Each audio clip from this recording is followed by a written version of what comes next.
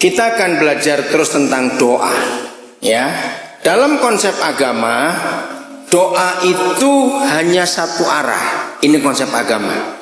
Arahnya kemana dan ke siapa? Dari siapa kemana? Dari kita ke Tuhan. Nah, itu doa buat agama-agama.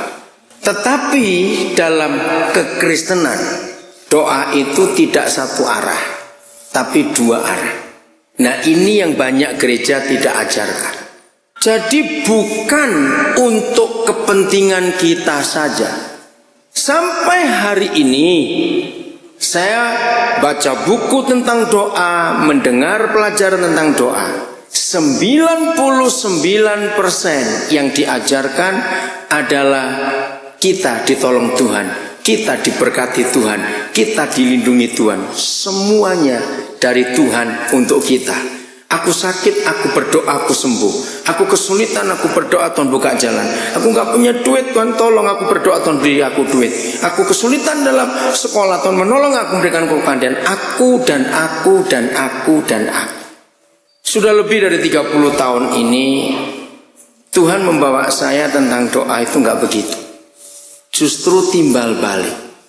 Tuhan pun perlu jawaban doa dari kita. Nah, kaget bukan? Loh, pernah tahu nggak itu? Jadi tidak hanya kita yang minta dijawab doa kita oleh Tuhan, tapi Tuhan pun minta doanya dijawab oleh kita, anak-anaknya. Dan ini yang gereja tidak ajarkan. Selalu percayalah doamu mesti dijawab, percayalah doamu didengar. 100% malahan semua lagu-lagu rohani tentang doa adalah konsep agamawi. Tuhan menjawab doa, mujizat itu nyata, jangan takut, firman-Nya itu benar, kamu pasti akan ditolong, dan sebagainya. Kalau retret ini hanya untuk menekankan itu, kasihan Tuhan. Sungguh kasihan Tuhan. Tuhan itu mau bekerja sama dengan kita. Jadi nggak cuma kita yang paksa Tuhan untuk menjawab doa kita. Saya ulangi, Tuhan pun ingin mengajak kita menjadi teman sekerjanya untuk menyelesaikan pekerjaannya di bumi ini. Nah, ini banyak yang tidak tahu. Nah, dalam waktu yang singkat ini kita akan belajar tentang hal itu. Bagaimana Tuhan yang memerlukan kita untuk menyelesaikan pekerjaannya. Siapa pernah dengar ada ayat yang berbunyi, kita ini teman sekerja Tuhan? Mana tahu? Oke, tolong dibaca 1 Korintus 3 ayat yang ke-9.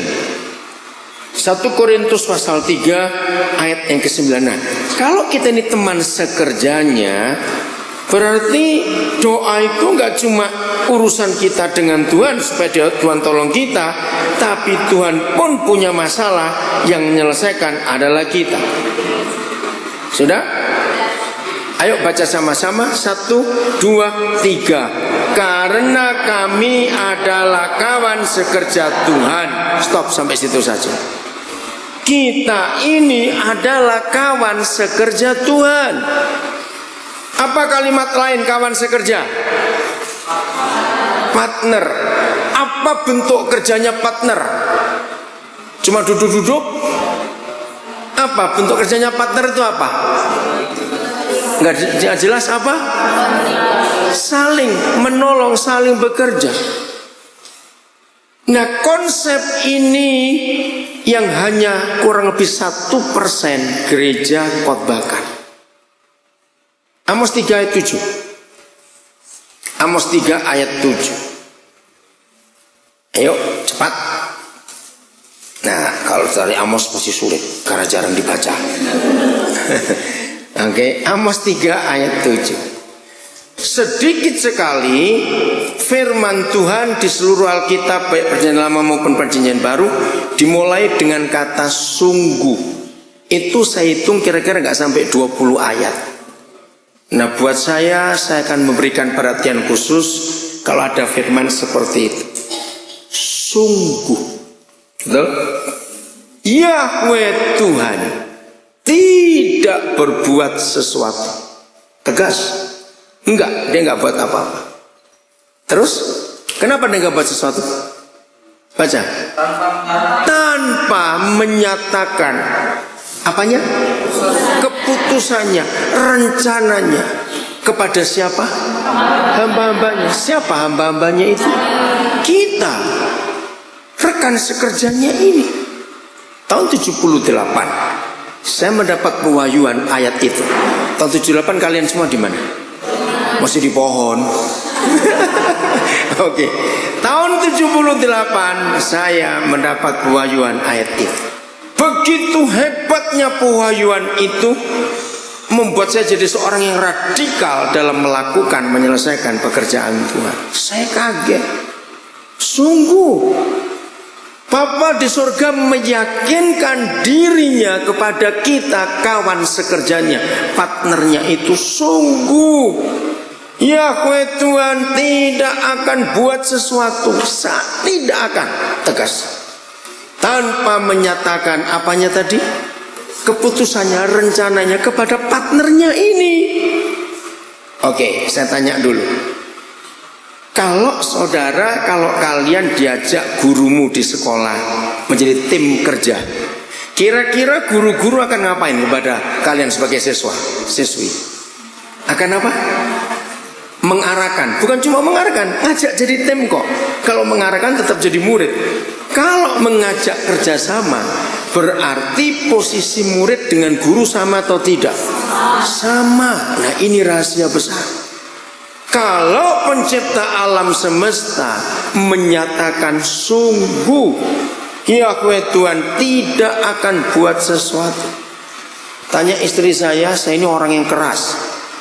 Anggota tim saya banyak yang kaget kalau saya sudah mau dan saya berunding dengan mereka tidak mau, saya akan jalan sendiri. Ternyata Tuhan tidak begitu. Luar biasa. Sungguh, dia berkata lagi, kalau dia punya rencana, lalu dia cari dulu di antara kita siapa kira-kira yang bisa diajak kerja. Sama seperti guru-guru kalian di sekolah. Mengapa di kelas tertentu ada guru yang selalu perhatikan 3 murid itu? Ada apa-apa 3 murid itu diajak bicara. Ada apa-apa 3 murid itu diajak bicara.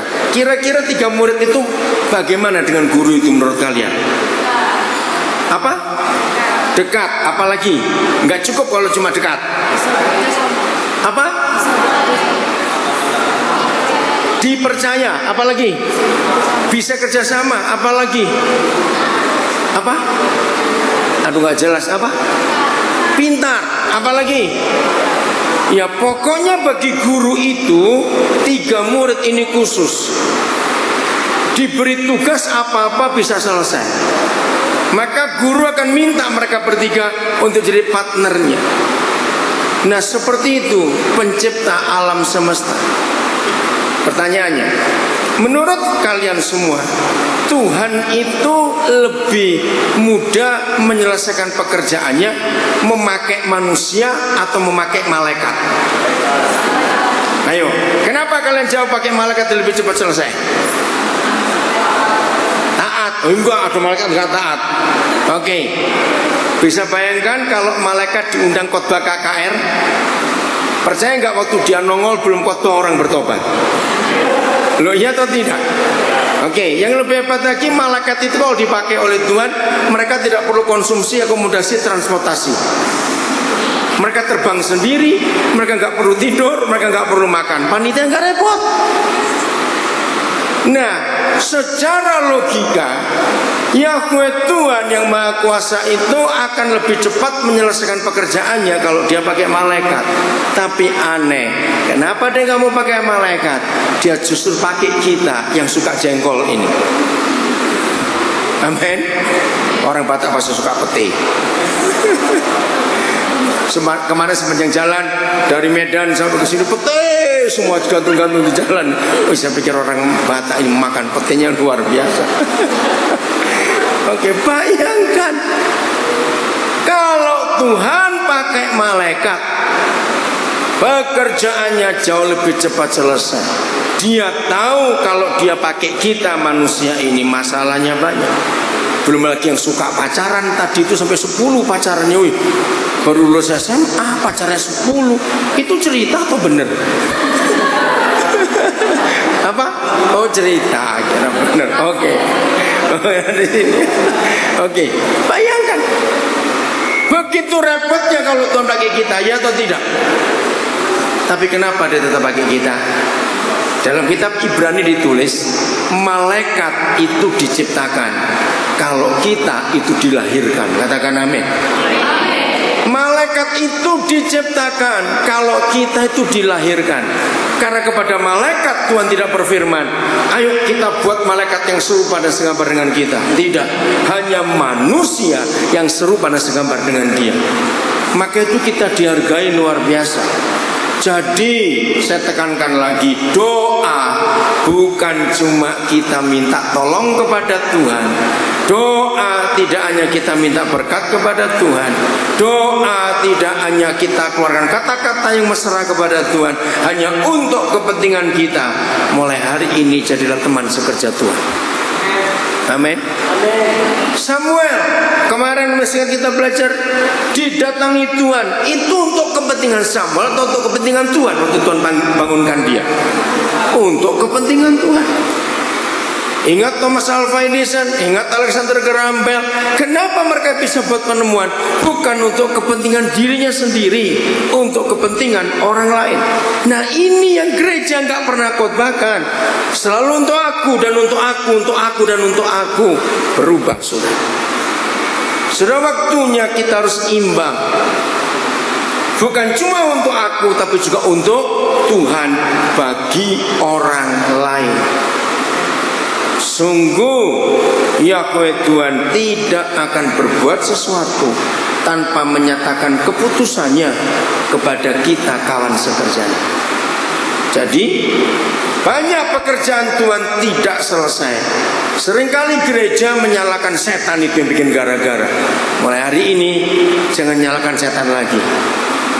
Berbelas kasihanlah kepada setan sedikit-sedikit. Jangan dikit-dikit nyalakan mereka. Ternyata hari ini kita tahu bahwa ada banyak pekerjaan Tuhan tidak selesai gara-gara kita partnernya Tuhan tidak mau mengerti apa yang Tuhan mau lakukan. Yeremia 23 ayat 18. Coba dibuka. Yeremia 23 ayat 18. Di surga itu ada apa? Coba perhatikan. Yeremia 23 ayat 18. Ayo dibaca. 1, 2, 3. Ya stop. Sebab siapakah yang hadir dalam Dewan Musyawarahku? Saya kaget. Ternyata di surga itu ada MPR atau DPR. Serius, ini ayatnya. Ada Dewan Musyawarah. Lanjutkan. Sehingga ia memperhatikan dan saya kagum pada firman. Saya dulu berpikir anggota Dewan Musyawarah Tuhan itu para malaikat. Ternyata tidak. Oke, saya ajak kalian berpikir tentang politik.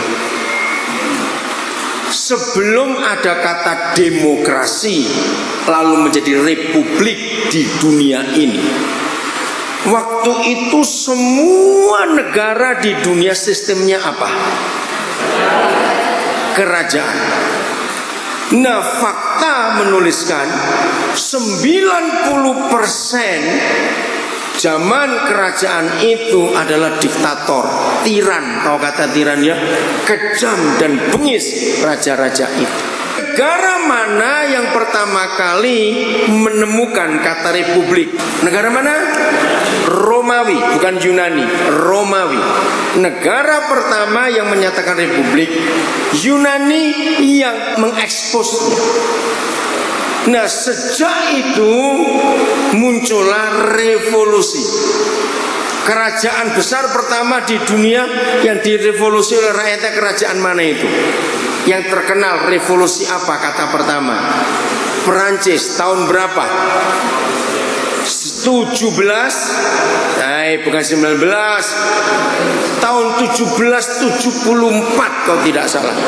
73, 3 tahun sebelum Amerika Serikat menjadi negara. Amerika Serikat menjadi negara 4 Juni 1776. Revolusi Prancis tahun 1773. Nah, sejak ada revolusi Prancis, maka semua struktur kerajaan runtuh satu persatu. Kerajaan Eropa mulai runtuh. Nah, kaisar-kaisar yang besar ada di Tiongkok, di RRC. Tahun berapa revolusi besar itu? 1911. Nah, bagaimana ini? Pelopornya adalah Dr. Sun Yat-sen. Lalu negara itu berubah sampai hari ini. 1911 Rusia juga jatuh. Tahun 1918 Kekaisaran Tsar, ya, Tsarnya Rusia dijatuhkan oleh Stalin waktu itu, dan mereka dibunuh semuanya. Nah, terus terjadi sampai kerajaan-kerajaan di Pulau Jawa pun berubah semua. Nah, saya mau kembali. Pernahkah saudara tahu, kalian tahu bahwa sistem republik itu sudah ada di Alkitab ribuan tahun yang lalu? Coba buka dulu Yesaya 33 ayat 22. Hebat sekali Alkitab ini. Mengapa disebut demokrasi? Karena ada 3 lembaga. Sebutkan. Dalam negara republik atau demokrasi, lembaganya apa saja? 1, legislatif. 2, yudikatif. 3, eksekutif. Oke. Nomor 1 harus legislatif. Kata legal itu membuat hukum. Itulah DPR. Itu lembaga tertinggi negara. Yudikatif, yudikasi, itu artinya pengadilan dari Mahkamah Agung, ya, pengadilan tinggi, semuanya itu yang menegakkan keadilan. Yang ketiga, eksekutif, itu pemerintahnya. Maka itu di Indonesia, termasuk negara republik, negara demokrasi, presiden tidak punya kuasa karena semua anggota dewan. Nah, itu tadi yang kita temukan di Yeremia 23:18. Ternyata Papa itu tidak sewenang-wenang walaupun dia Tuhan, tapi dia ingin anggota dewan musyawarahnya memberi suara juga. Ini luar biasa. Nah, sudah baca Yesaya 33 ayat 22. 1, 2, 3. Stop. Sebab Yahweh ialah hakim kita. Nah, ini yudikatif. Kedua, siapa? Sebab Tuhan yang memberi hukum kepada kita. Inilah legislatif. Yang ketiga, sebab Tuhan raja kita. Ini pemerintahnya, eksekutifnya. Nah, 3 itu menjadi tunggal, kalimat terakhir. Maka dialah. Nah, jadi dalam satu pemerintahan republik, kalau 3 lembaga itu bersatu, maka rakyat selamat. Indonesia hancur sejak tahun 98, catat. Karena legislatifnya jalan sendiri. Dan kita lihat fakta, dari DPR daerah sampai pusat semuanya korupsi. Betul? Hari-hari ini ribut terus ya anggota dewan. Uang rakyat dipakai hambur-hambur seperti itu. 2, Indonesia menjadi satu-satunya negara di dunia. Dari hampir 300 negara di dunia, Indonesia satu-satunya. Apa itu? Jaksa dan hakim itu duduk di kursi terdakwa, itu di Indonesia. Loh, betul tidak? Sekarang bayangkan kalau hakim dan jaksanya diadili, lalu rakyat ini minta keadilan ke siapa? Sudah hancur negara ini. Jadi lembaga yudikatifnya juga korupsi, jalan sendiri. Sekarang lembaga ketiga, eksekutifnya, jalan sendiri juga. Maka itu rakyat tidak selamat di negeri ini. Karena 3 lembaga ini kacau balau. Ngeri. Jadi Yesaya 33 ayat 22 adalah literatur tertua di dunia ini yang membicarakan tentang republik. Jadi kerajaan Roma baca ayat ini waktu itu. Hebat sekali. Nah, kalau begitu, tidak menurut Yeremia 23:18, kita sebagai gereja itu lembaga apa yang paling besar? Legislatif. Kita ini anggota dewan musyawarah. Jadi Tuhan dalam sidang-sidangnya untuk memutuskan apa saja tentang nasib dunia ini, dia tidak berunding sendiri. Dia mengajak kita teman sekerjanya duduk mendengarkan, termasuk kalian. Walaupun masih pelajar SMP, SMA, tapi di mata Tuhan kalian adalah anggota Dewan Musyawarah. Hargai itu. Maka itu kalau doa jangan cuma untuk diri sendiri, untuk orang tua, untuk opung, untuk udak, untuk siapa lagi, untuk pacarmu. Berdoa, tanya, Tuhan, aku mesti buat apa untuk teman-temanku di kelas ini? Sebelum aku lulus SMP nanti ini, aku mesti buat apa di sekolah ini? Sebelum aku tamat SMA nanti, aku mesti buat apa? Aku mesti buat apa dengan temanku yang itu? Selalu berunding. Saya cerita tentang saya. Kenapa saya bisa ke Papua? Yaitu karena Tuhan ngajak. Tahun 89, saya enak-enak di Amerika tinggal. Tahu-tahu Tuhan bicara, saya ke Papua. Nah, saya tahu hari itu Papa di surga sedang mikir Papua. Waktu itu masih Irian.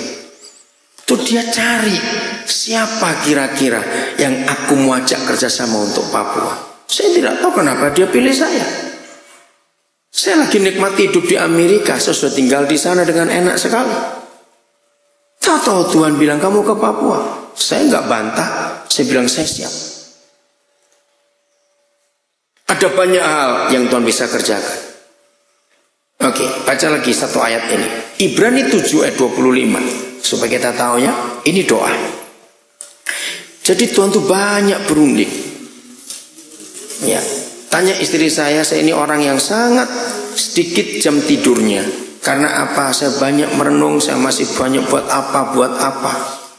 Bahkan saya pernah doa kalau boleh Tuhan buat saya itu nggak tidur tapi tetap sehat. Karena begitu banyak pekerjaannya yang harus saya selesaikan.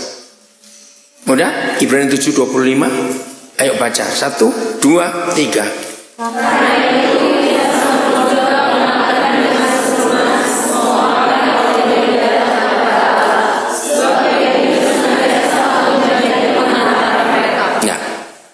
Yesus Tuhan hidup senantiasa menjadi pengantara mereka, bukan pengantara kita. Ini beda. Jadi begini, kalau ada orang tanya kepada saudara, apa yang dikerjakan Tuhan Yesus sejak dia naik ke surga sampai nanti dia datang kembali ke dunia? Kan kita tunggu dia datang kembali, bukan? Nah, inilah satu-satunya ayat dalam Alkitab yang memberitahu kita apa pekerjaan Tuhan Yesus selama dia di surga, dari dia naik waktu itu sampai nanti dia kembali lagi. Inilah ayat. Kata senantiasa. Apa kata lain senantiasa? Selalu. Jadi selama dia di surga, Tuhan Yesus kerjaannya cuma satu, menjadi pengantara. Nah, kata pengantara itu pembela atau pengacara. Kenapa semua orang sekalipun terdakwa itu jelas salah, di pengadilan dia didampingi siapa? Pengacara, ada pembela. Itu sebabnya dia sanggup menyelamatkan berapa orang? Baca Alkitab. Berapa orang tadi? Loh, ayat 25 tuh. Semua orang yang datang kepada Bapa lewat Yesus. Kenapa dia sanggup? Karena dia menjadi pengantara semua orang itu. Ini yang gereja banyak tidak tahu. Jadi pembela. Oke. Yohanes 1:29. Ya. Yohanes 1:29. Ayo mulai hari ini semua kita sadar, doa nggak cuma untuk dari Tuhan untuk kita, tapi dari Tuhan kepada kita untuk yang lain. Karena Tuhan pun sedang punya banyak masalah sekarang. Banyak orang yang berdosa belum diselamatkan. Sudah? Baca 1, 2, 3.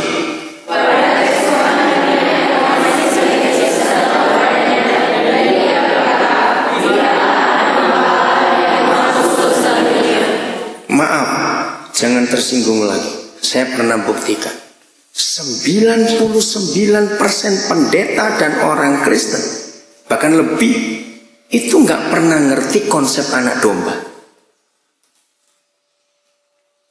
Kalian nyanyi. Anak domba, darah oleh darah anak domba. Ada kuasa dalam darahnya anak domba. Pokoknya anak domba. Pertama kali saya mengerti rahasia ini gara-gara saya nginjil. Ini tahun 70-an yang lalu. Tentang anak domba. Ada orang nyeletuk, wah itu enak di sate. Domba muda. Logikanya apa itu anak domba? Nggak ada orang tahu. Teolog-teolog, pendeta-pendeta khotbah cuma anak domba, tapi nggak pernah dijelaskan anak domba itu apa. Betul tidak? Ayo jujur, jangan lagi yang belum Kristen. Yang Kristen sendiri banyak nggak tahu anak domba itu apa. Ayo saya tanya kalian, tahu nggak anak domba itu apa?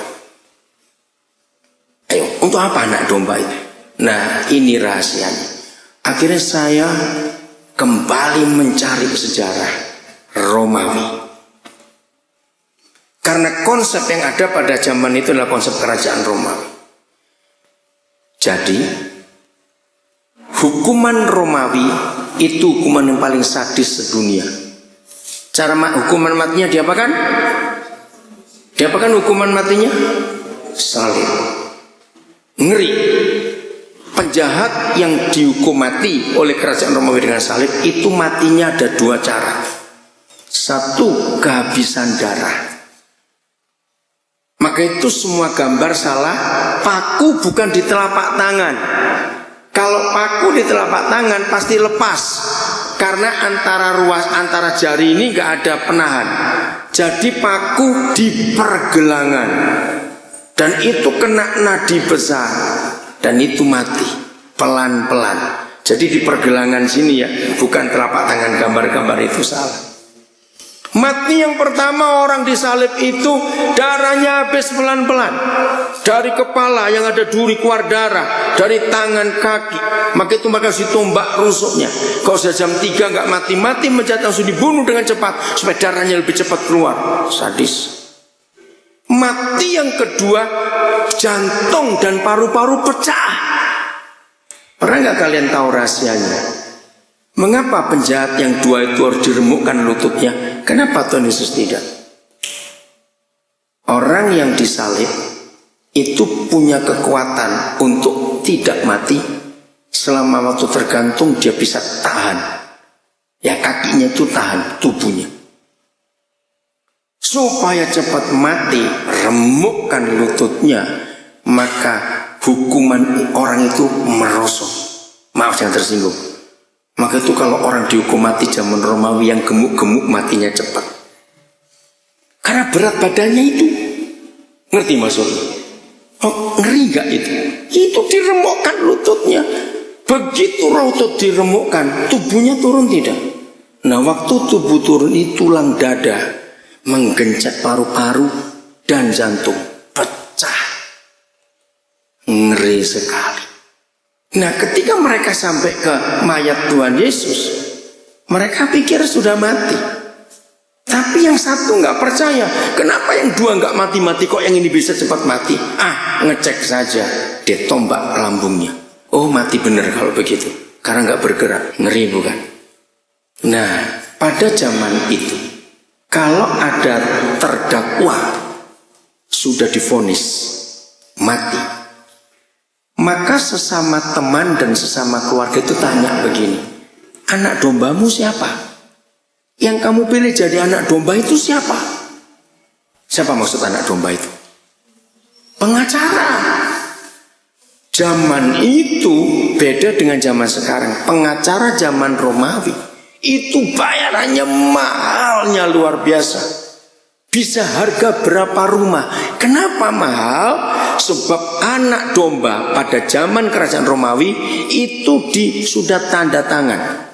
Kalau sampai dia membela terdakwa ini dan terdakwa itu tetap dihukum mati, maka pembela ini yang menggantikan hukumannya. Maka itu bayarannya mahal. Karena kalau dia mati, lalu keluarganya siapa yang nanggung? Nah, yang dihukum tadi yang harus bayar semuanya itu. Bisa bayangkan nggak? Sehingga pada zaman itu, kalau ada orang miskin terdakwa, bisa bayar anak domba tidak?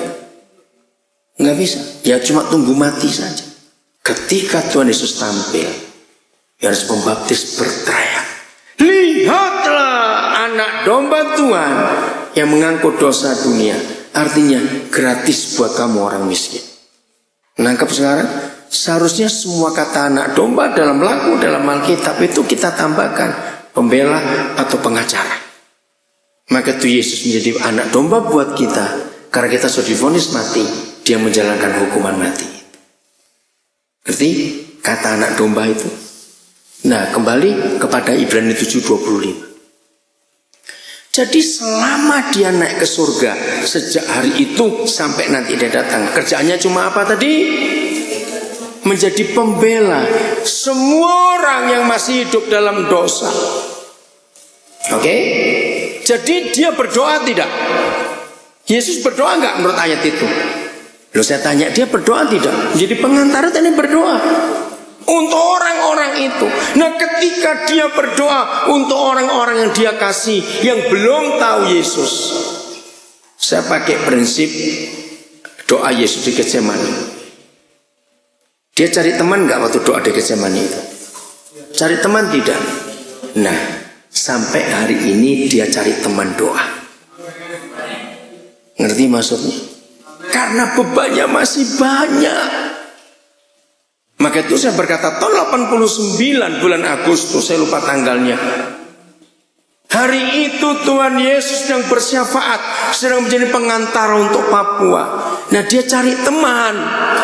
Siapa yang bisa aku ajak jadi teman doaku untuk Papua ini? Saya tidak tahu kenapa dia pilih saya. Saya berkata saya siap. Lalu dia berunding dengan saya seperti Amos 3 ayat 7. Dia bukakan rencananya kepada saya begini-begini. Ketika dia bukakan rencananya, saya berdoa dengan Tuhan, Tuhan berdoa dengan saya. Maka saya berjawab, saya siap Tuhan untuk ke Papua. April tahun 90. Jadi berapa bulan? 9 bulan kemudian. Dari Agustus 89, April 90 saya berangkat ke Papua. Sampai hari ini saya masih di sana.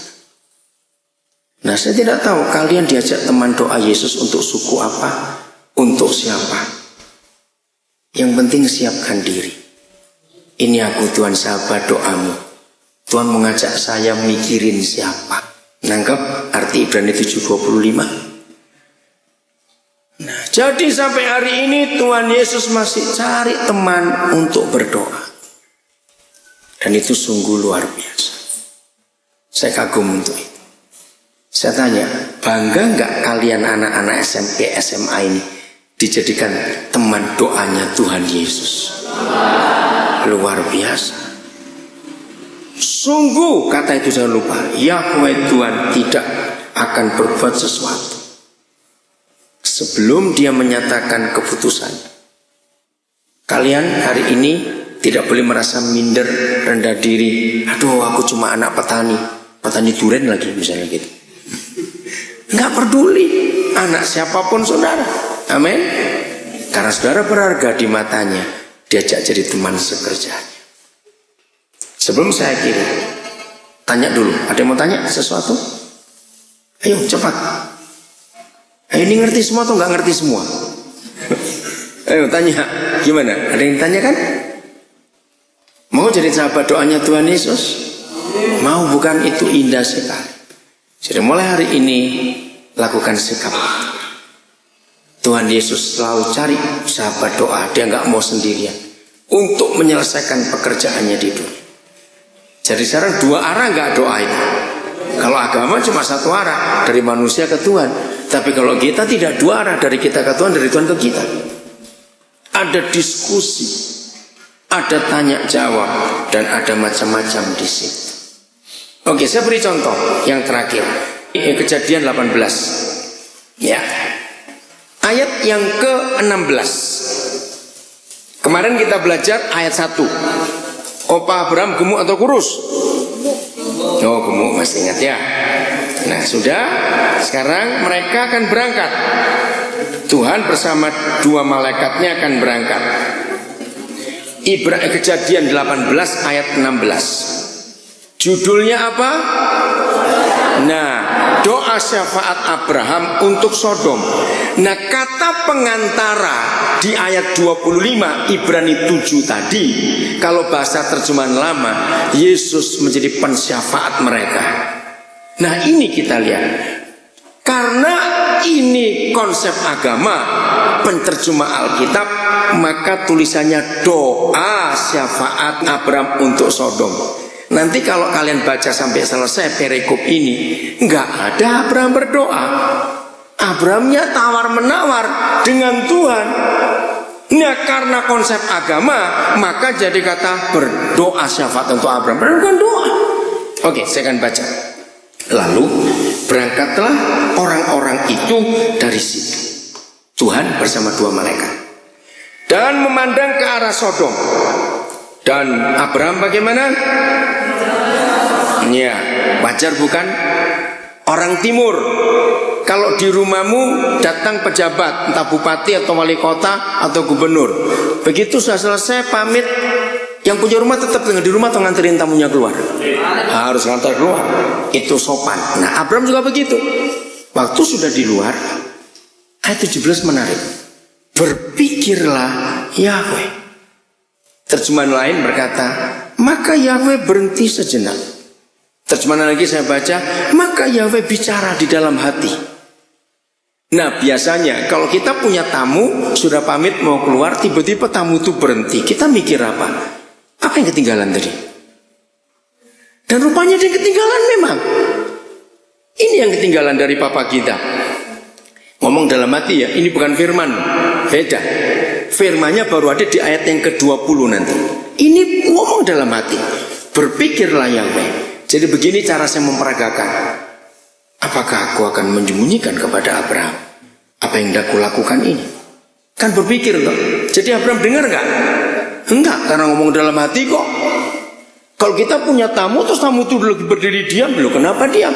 Kita nggak tahu dia lagi mikir apa itu di hatinya atau di pikirannya. Ini ngomong dalam hati.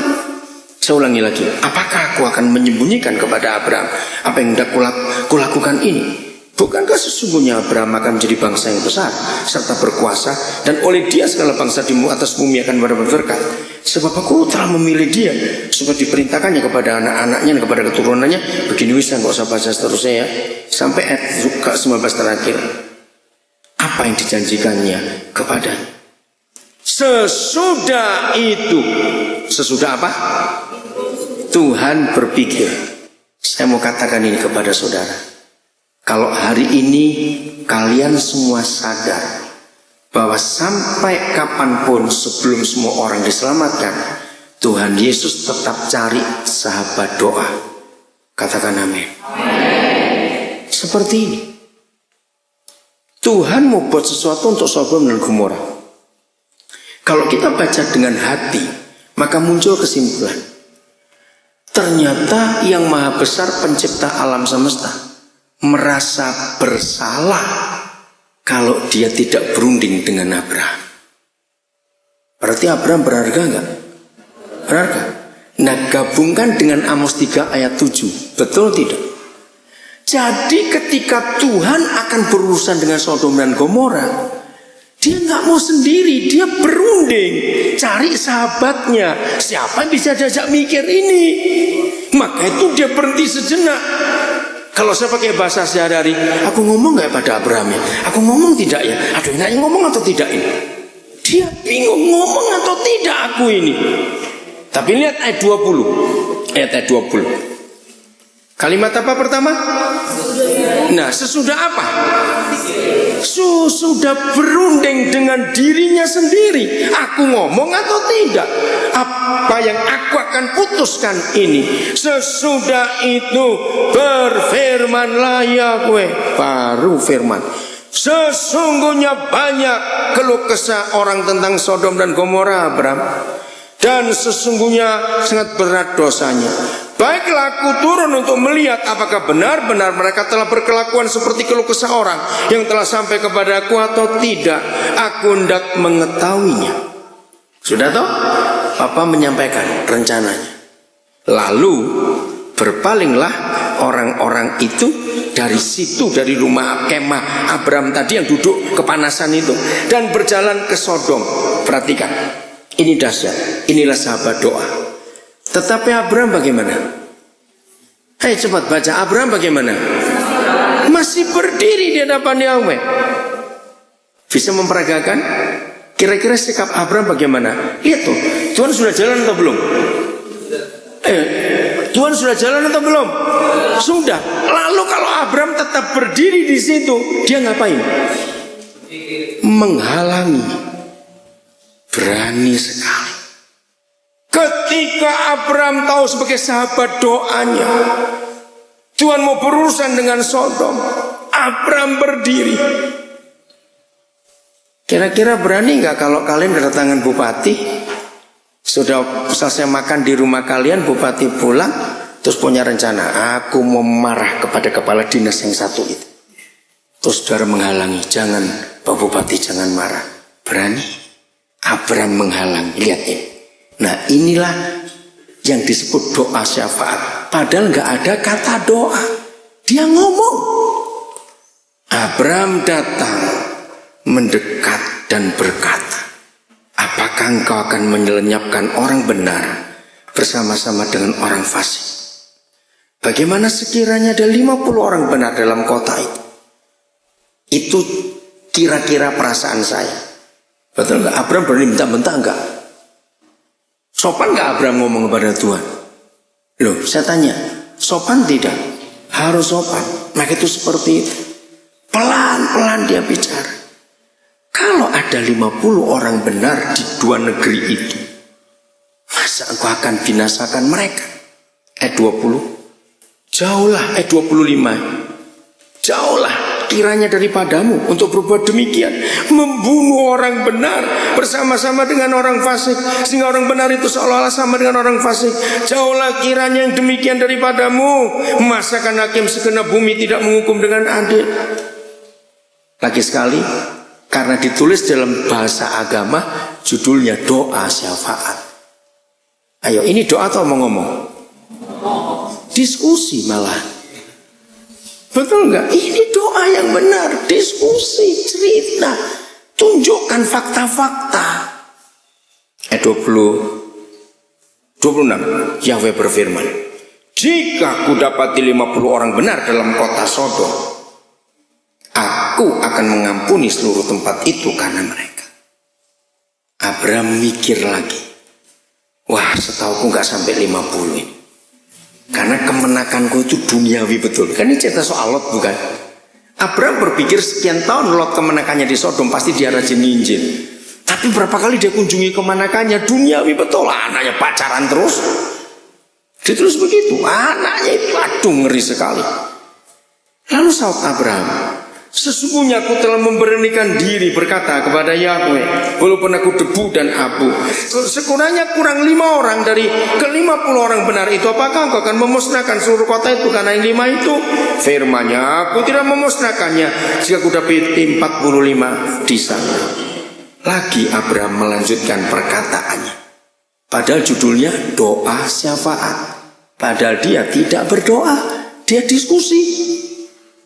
Oke.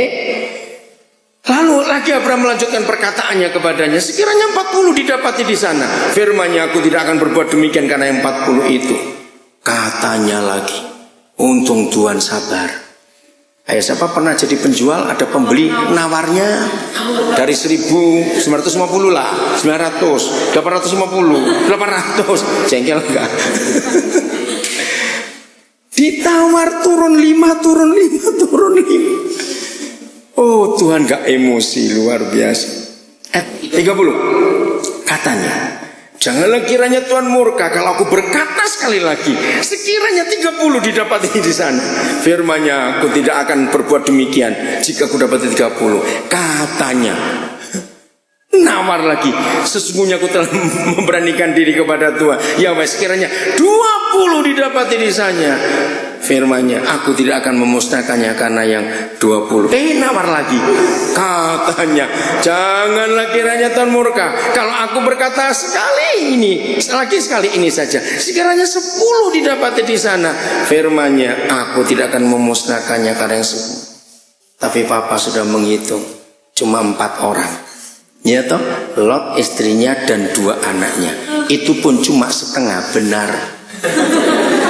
Lu betul, kenapa saya berkata mereka setengah benar? Karena mereka nggak bertobat juga. Nah, di situ saya menangis. Hanya ada 4 orang setengah benar. Tuhan memperhitungkan. Amin. Ini luar biasa. Akhirnya Tuhan harus pergi, nggak mau dengar tawaran lagi. Hebat. Lagi sekali, judulnya doa syafaat. Padahal dia tidak berdoa, tapi diskusi. Jadi nanti kalau kalian diajak Tuhan Yesus sebagai teman doa, sahabat doa, dia lagi doakan siapa? Temanmu, atau gurumu, atau tetanggamu, atau siapa saja? Jawab yang baik. Tuhan, saya siap. Saya mesti buat apa Tuhan? Saya harus bagaimana Tuhan? Bayangkan kalau semua gereja menjadi sahabat doanya Tuhan, kalau semua gereja menjadi teman sekerjanya Tuhan, kalau semua gereja menjadi anggota Dewan Musyawarah Tuhan, kira-kira setan kalah nggak di dunia ini? Jelas kalah. Ini yang kurang dari kita. Dari tanggal 26 Juli, dulu waktu kami masih di desa, ya, kami punya tetangga persis sebelah rumah. Nah, tetangga itu punya anak 6. Keluarga kami anak 4. Nah, anak yang keempat dari keluarga itu punya umurnya sudah lebih tua 2 tahun dari saya. Anak pertamanya umur 33 tahun. Nah, ternyata dia kena HIV. Sudah bukan AIDS lagi tapi HIV.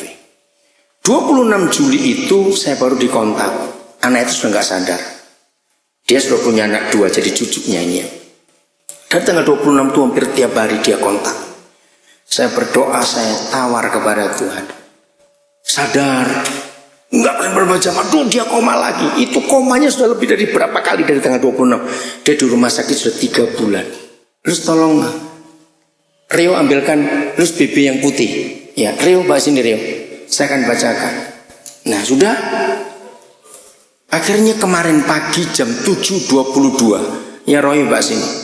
Anak itu meninggal. Aduh, saya sedih sekali. Oke, meninggal. Saya sudah banding ke surga, memang saya terlalu parah. Dokter bilang sudah rusak semua organ-organ tubuhnya karena sudah kena HIV itu. Oke, nah terus dia akhirnya tadi pagi besok dimakamkan. Nah terus kemarin saya bilang begini kepada dia untuk tetap kuat. Dan saya bilang, Dan kamu sini Dan, kamu bacakan Dan sini. Ini yang saya tulis kepada dia. Mulai ini. Tanggal berapa ini? Tanggal Rebu ya, Rebu ya, tadi pagi. Jam berapa? 10.47. 10.47. Bacakan, saya ngomong apa? Aku bangga padamu San. Ya. Bisa segitu sayangnya pada Tony. Walaupun tidak lihat langsung, tapi bisa membayangkan perjuanganmu untuk dia selama di rumah sakit. Praktis San, lebih lama di rumah sakit daripada pulang ke rumah. Aku bangga sekali. Jadi dia ini nggak pulang-pulang. Tunggu dulu Den, belum selesai. Selama 3 bulan dia tidur dan mandi dan makan di rumah sakit jaga anak itu. Dia umurnya sekarang 58. Anak ini umur 33. Maka itu kan saya bilang bangga. Terus dia jawabnya begini. Nah dia manggil saya itu berapa bedanya cuma 2 tahun, saya lebih muda padahal. Saya kan masih koma, itu masuk koma, saya terus hubungan dengan dia. Masih kritis, mana tadi? Ini.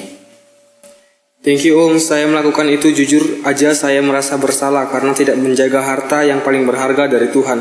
Sehingga Tony bisa sakit seperti itu. Sehingga pada saat dia sakit, saya baru merasa betapa berharganya dia bagi saya. Sehingga saya merasa kenapa tidak dari dulu saya bisa dekat dan merawat, bercanda dan bekerja bersama dengan dia. Itulah yang membuat saya tegar dan mau berbuat apa saja demi untuk kesembuhan dia supaya saya bisa lebih dekat lagi. Thank you atas doanya. Saya baca ini hati saya tersayat. Bisa bayangkan? Ini orang tua merasa salah. Kenapa dia nggak jaga anaknya? Maka tuh ketika anak ini koma, dia bayar harga itu. Tapi terlambat. Dalam hidup ini saudara memang sedih kalau ada orang tua mengubur anaknya sendiri. Betul tidak? Oke, sudah? Waktu dia ngomong itu, terus saya tanya. Sejak kapan dia kenal narkoba? San harus berani bercerita hal ini kepada banyak orang tua, supaya tidak ada lagi korban. Aku nangis baca BBM-mu, aku bisa merasakan hatimu. Tetap kuat ya, aku berdoa terus untuk kalian. Nah, itu dia jawab lagi. Ya Om, saya harus tetap kuat dan semangat. Saya nanti ingin menjadi relawan untuk menyadarkan orang yang pecandu narkoba dan juga yang kena virus HIV. Karena saya sudah belajar banyak tentang penanganan virus tersebut. Saya kaget waktu dia BBM makasih. Tadi sore ternyata dia mau menjadi relawan. Saya minta kamu cerita kepada banyak orang tua supaya tidak menyia-nyiakan waktu hidup anak-anak itu. Bisa bayangkan ya, seorang bapak 3 bulan nunggu anaknya HIV di rumah sakit, dan akhirnya dia tegar dan dia mau cerita. Nah, saya kira telepon dia tadi, boleh nggak kisah anakmu dibuatkan buku, dan dia setuju supaya orang tahu betapa jahatnya narkoba. Ya sudah, saya sudah bersyafaat untuk Tony itu. Saya mintakan pengampunan. Ya, karena terlalu parah sudah. Dokter bilang saya terlambat penanganan. Rusak semua organ-organ tubuh. Tapi masih banyak yang kita perlu tolong. Amin. Siap jadi berkat buat yang lain? Amin. Mau jadi sahabat doanya Tuhan Yesus? Amin. Tuhan memberkati kita semua. Kita akan belajar terus tentang doa, ya. Dalam konsep agama, doa itu hanya satu arah. Ini konsep agama. Arahnya kemana dan ke siapa? Dari siapa kemana? Dari kita ke Tuhan. Nah, itu doa buat agama-agama. Tetapi dalam kekristenan,